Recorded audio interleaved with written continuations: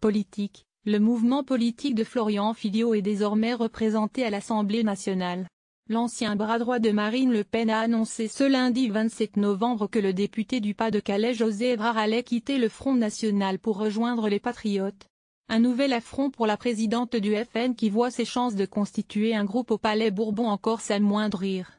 J'ai été heureux de le voir, de discuter avec lui. C'est José Evrard, député du Pas-de-Calais, qui m'a annoncé qu'il quittait le Front national et rejoignait les Patriotes, a annoncé Florian Philiot dans la matinée sur RMC et BFM TV.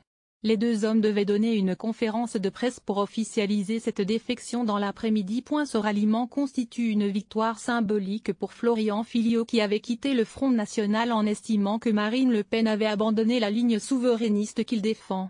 Un avis manifestement partagé par José Evrard, ancien membre du PCF ayant rejoint le FN pour des notions de souveraineté et d'indépendance nationale. Son parcours de vie, son parcours politique parle pour sa sincérité, parle pour lui.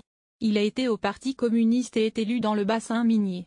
Il avait rejoint le Front en 2013 sur cette ligne sociale de lutte contre les oligarchies, contre l'Union européenne, cette ligne trahie aujourd'hui par le Front national, a expliqué Florian Philiot. Trahison impardonnable depuis son départ mouvement du FN en septembre, Florian Philiot, lui-même eurodéputé, est parvenu à emporter avec lui une frange non négligeable du parti d'extrême droite. Nous avons 3 députés européens, une trentaine de conseillers régionaux, 80 conseillers municipaux et communautaires, s'est félicité l'ancien vice-président du FN qui revendique 5000 adhérents. Sébastien Chenu, coordinateur des députés FN, a sèchement répondu à cette défection, précisant que, à aucun moment Evrard n'a manifesté le souhait de quitter le mouvement politique grâce auquel il a été élu. Depuis plusieurs semaines nous avions noté une très forte baisse de son activité à l'Assemblée nationale.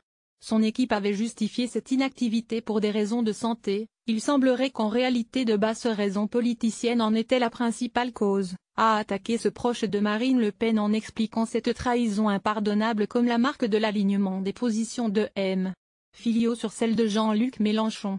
Lire aussi, un eurodéputé FN porte plainte après la clôture de son compte personnel par la SEGEA. Voir également sur le HuffPost envoyer une correction.